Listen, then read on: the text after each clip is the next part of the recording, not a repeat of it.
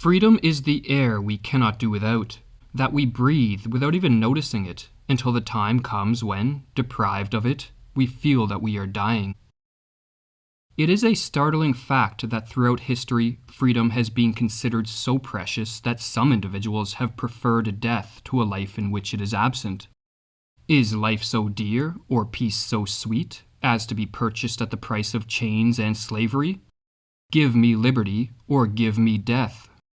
Samuel Sharp, the leader of a Jamaican slave rebellion, upon facing imminent execution in 1831, professed the immortal words, "I would rather die on yonder gallows than live in slavery." Yet freedom is no longer considered what the Norwegian playwright Henrik Ibsen called our finest treasure, as the heroic cry of "give me liberty or give me death" has been replaced by what Aldous Huxley referred to as the cry, "give me television and hamburgers, but don't bother me with the responsibilities of liberty." Instead of cherishing our liberties, many of us are willing to forego them for the mere promise of a bit more safety, security, material gain, or ease of life. But this exchange proves to be a Faustian bargain, for as humans we do not flourish in the safety and security of a caged existence. Rather, we suffer like all other animals. What is more, freedom is an essential, not optional condition for a prosperous society. We need freedom to generate the wealth that supports human life. We need freedom to unleash the creativity that moves civilization forward. And we need freedom to promote the voluntary social cooperation that keeps a society peaceful and prosperous. Poverty increases insofar as freedom retreats throughout the world, and vice versa, wrote Albert Camus. In this video, we are going to provide a defense of freedom, so as to counteract the complacency that many hold with regard to its life-promoting value. To do this, we will utilize the technique of examining a thing's antithesis or opposite to better grasp the nature of the object under study. So what is the opposite of a society structured on the foundation of freedom? It is a society structured on the use of coercive force. Can you not see that there are only two creeds in the world possible for men? That there are only two sides on which a man can place himself? Are you for a free world, or for a world placed under authority? Are you a believer in force, or do you take your stand on the fixed and inalienable rights of the individual? Force used defensively to ward off aggression against one's person or property is almost universally accepted as necessary and justified. But in the modern world, most people accept an additional type of force as necessary, namely coercive force used by centralized governments in order to exert extensive top-down control of a society. But unlike force used defensively, there is not universal agreement as to whether centralized government force is necessary, justified, or whether it even contributes, rather than inhibiting, the order of a flourishing society.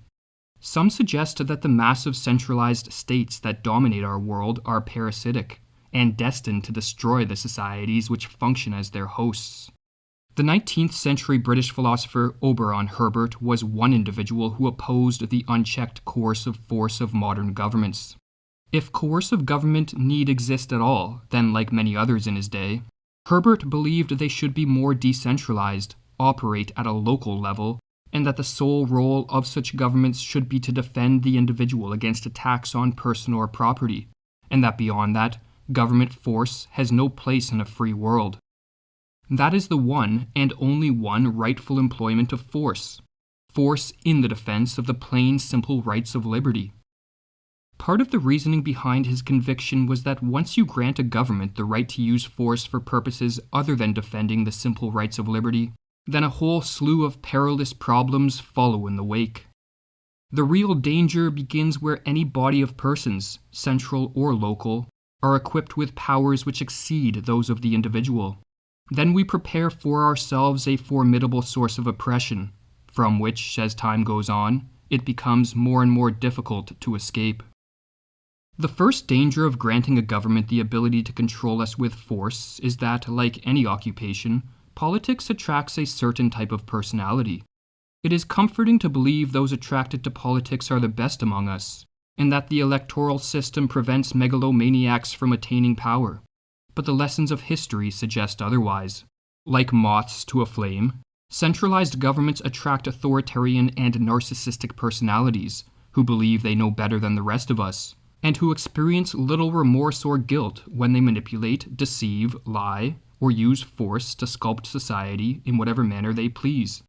This is on full display in the modern world, as almost all politicians promise they will use the power of the state to remake the world in their image, while rare to non-existent are those who campaign to step aside and allow the individual the proper right to be free.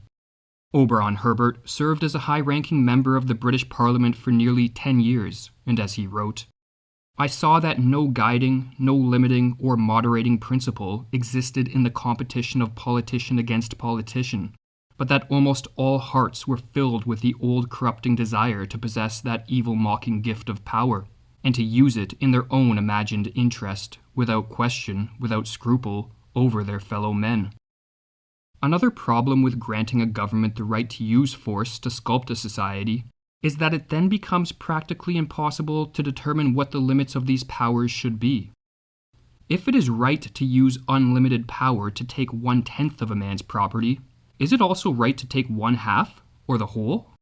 If it is not right to take the half, where is the magical, undiscoverable point at which right is suddenly converted into wrong? If it is right to restrict a man's faculties in one direction, is it right to restrict them in half a dozen or a dozen different directions? Who shall say? It is a matter of opinion, taste, feeling. Some may say the solution is to reach some sort of reasonable consensus regarding the limits of political power, and then to encode such limits in a constitutional document, as the intention of constitutions is to serve as a political check on the abuses of power. But when centralized governments lord over tens or hundreds of millions of people, it becomes exceedingly difficult to prevent those with political power from breaching constitutional limits through devious strategies and means. The American Constitution, as one example, has long been a mere relic, as senators, congressmen, presidents, and judges have supported countless laws that mock the intentions of the Founding Fathers. And as recent events have shown, the masses are easily duped into accepting constitutional breaching power grabs, so long as they are backed with sufficient propaganda and appeals to public safety, security, and the so-called greater good. The urge to save humanity is almost always a false face for the urge to rule it, wrote H.L. Mencken, or as Albert Camus likewise observed, the welfare of the people in particular has always been the alibi of tyrants. But perhaps the most disturbing problem that arises when a society grants a government the right to use unchecked force is that, in doing so, such a society lights the spark that will, in the words of the historian Arnold Toynbee, kindle the slow and steady fire of a universal state, where we shall in due course be reduced to dust and ashes. For if politics tends to attract the power-hungry, and if political power is exceedingly difficult to limit, then once a society comes under the dominion of a centralized government, then such a government will over time grow itself into a system of leviathan proportions, which, like a parasite, sucks all the lifeblood from the society it governs. Reflecting on Toynbee's survey of history, the author Kirkpatrick Sall wrote, "Time after time, Toynbee shows that civilizations begin to decay after they are unified and centralized under a single large-scale government. For a centralized government to grow to leviathan proportions, Herbert believed that the masses must be transformed into what he called ciphers. Ciphers are individuals lacking in moral autonomy, deficient in critical thinking, and incapable of acting with courage.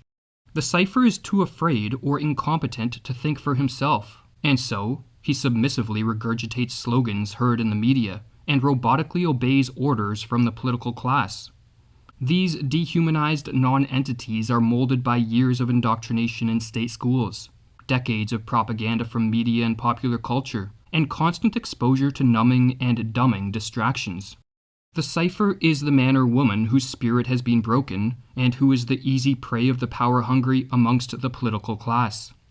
A nation of sheep will beget a government of wolves, or as Herbert explained, the great trick, the winning of power, requires ciphers, and can't be played in any other fashion. Having once turned men into ciphers, you must appeal to them as good loyal party followers. You can't appeal to them as men, possessed of conscience and will and responsibility. For in that case they might once more regain possession of their suppressed consciences and their higher faculties, and begin to think and judge for themselves. The great struggle for power would die out, would come naturally to its end, when the suppression of self in the making of ciphers had ceased to be.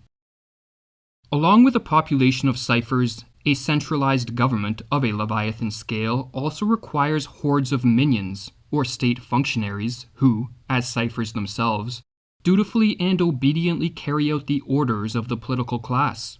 And lastly, it requires a political class, or so-called elite, who, from behind the scenes or on high, exerts increasingly tighter clamps of control, and in the process, suffocates all free enterprise, voluntary exchange, spontaneous action, innovation, hope, and progress, until the whole system collapses in on itself due to its dead weight. The system is doomed as inexorably as the Tower of Babel, wrote Herbert, or as he explains the situation. Try to picture the huge, overweighted, groaning machine of government, the men who direct it vainly, miserably struggling with their impossible task of managing everything. Picture also the horde of countless officials who would form a bureaucratic, all-powerful army, always engaged in spying, restraining, and repressing, forever monotonously repeating, as if they governed a nursery, "Don't, you mustn't." And then picture imprisoned under the bureaucratic caste a nation of dispirited ciphers.